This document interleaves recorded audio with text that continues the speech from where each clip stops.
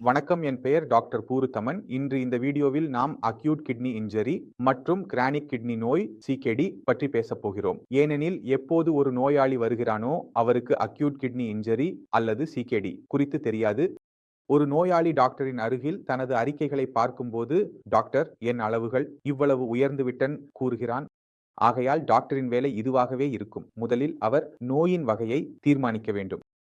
இப்பொழுது கடுமையான சிறுநீரக காயத்திற்கு பின்னால் உள்ள காரணங்கள் வேறு, சிக்கிக்கு பின்னால் உள்ள காரணங்கள் வேறு.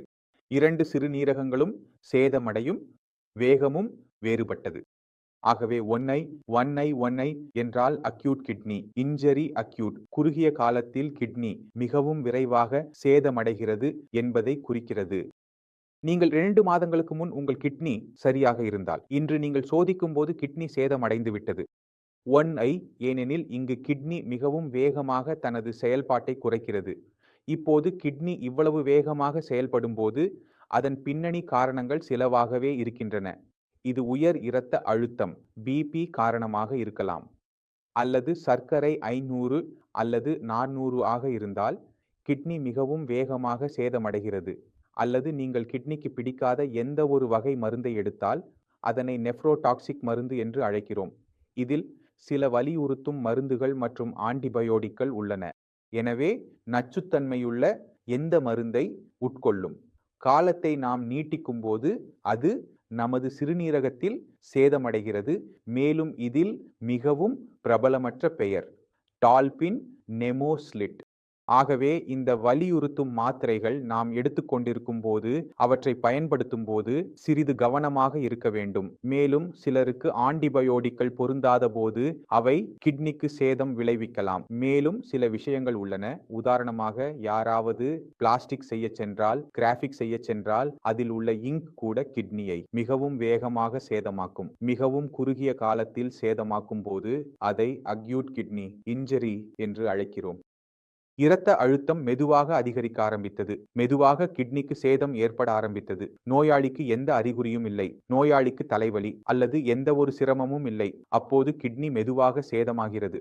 இதற்கான நிலையை நாம் கிரானிக் கிட்னி நோய் சிகேடி என்று அழைக்கிறோம். இதற்கான காரணங்கள் 2 தான்: இரத்த அழுத்தம் மற்றும் சர்க்கரை. அந்த அறைகள் வளரும்போது 1 கண் இருக்கும். அவை மெதுவாக வளரும்போது அவை படிப்படியாக சிறுநீரகத்தை சேதம் செய்யும். அதை சிறுநீரக நோய் என்று அழைக்கிறோம். எனவே A in I மற்றும் C in Dக்கு இடையிலான முதல் வேறுபாடு சிறுநீரக பாதிப்பின் வேகமாகும். இப்போது மீட்பு குறித்து பேசுவோம். இதில் மீட்பு எங்கு விரைவாகவும் எங்கு மெதுவாகவும் நடைபெறும் என்பதை பார்க்கலாம். அக்யூட் கிட்னி இன்ஜரியின் சிகிச்சையை சரியாக தொடங்கினால் அதில் மீட்பு விரைவாகவே இருக்கும். ஆனால் சிகேடிக்கு செல்லும் போது இங்கு அளவுகள் மெதுவாக உயர்ந்துள்ளன. ஆகையால் அவை மெதுவாகவே கீழே வரும். இங்கு கிட்னியின் உள்ளமைப்பு நெஃப்ரோன்கள் மாற்றமடைகின்றன. ஆனால் அக்யூட் கிட்னி இன்ஜரியில் கிட்னியின் உள்ளமைப்பு நெஃப்ரோன்கள் உங்கள் கோர்டெக்ஸ் மற்றும் மெடுலா ஆகியவை பராமரிக்கப்படுகின்றன. ஆகையால் எந்த ஒரு விஷயத்தின் உள்ளமைப்பு சரியாக இருந்தால் அதை செயல்படுத்துவது எளிது. ஆகையால் அது விரைவாகவே செயல்படும். ஆனால் யாராவது தனது உள்ளமைப்பை மாற்றினால், அங்கு உள்ளமைப்பு சேதமடைந்ததால் மீட்பில் சிரமம் ஏற்படும். இப்போது 1 மற்றும் சிகேடி குறித்த மற்றொரு நிலையை பற்றி பேசுவோம். எடுத்துக்கொள்வோம், எனக்கு சர்க்கரை இருந்தது. சர்க்கரையின் காரணமாக எனது அளவுகள் 250 அல்லது 300 ஆக இருந்தன. நான் இன்சுலின் எடுத்தேன். அளவுகள் 45 ஆக இருந்தன. நான் ஒரு நாள் இன்சுலினை தவிர்த்தால் எனது சர்க்கரை 405 ஆக உயர்ந்துவிடும். கிரானிக் கிட்னி நோய் சிகேடி எனக்கு முன்பே இருந்தது. ஆனால் இன்சுலினை எடுத்துக்கொள்ளாததால் எனது சர்க்கரை அதிகரித்தது. அதனால் அது அக்யூட் ஆக மாறியது. இதனை நாம் 1I மற்றும் சிகேடி என்று அழைக்கிறோம்.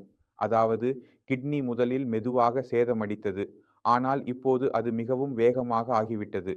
எனவே இரண்டின் பின்னணி காரணங்கள் மிகவும் ஒரே மாதிரியானவை: பிபி மற்றும் சர்க்கரை குறிப்பாக.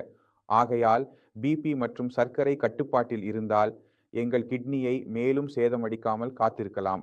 எங்கள் கிட்னி மேலும் சேதமடிக்காமல் இருந்தால் கிட்னி அளவுகள் அதிகரிக்காது. எப்போது எங்கள் கிட்னி அளவுகள் நிலையானதாக இருக்கும், அப்போது அது மீண்டும் வர ஆரம்பிக்கும். எப்போது ஒரு வகையில் கிட்னி சேதமடைகிறது, மற்றொரு வகையில் அது சரியாக இருக்காது. முதலில் சேதத்தை தடுக்க வேண்டும். பின்னர் மீட்பு குறித்து நாம் யோசிக்கலாம். எனவே இந்த வீடியோ மூலம் நீங்கள் 3 விஷயங்களை பற்றி acute kidney injury AKI chronic kidney நோய் சிகேடி மற்றும் 1I மற்றும் சிகேடி இடையிலான வேறுபாட்டை புரிந்து கொண்டிருப்பீர்கள். இன்னும் உங்கள் மனதில் எந்த சந்தேகம் இருந்தால் எதையும் கேட்கலாம். நான் உங்களை சந்திக்க விரும்புகிறேன். அடுத்த வீடியோவில் சந்திப்போம். அப்போது வரை வணக்கம்.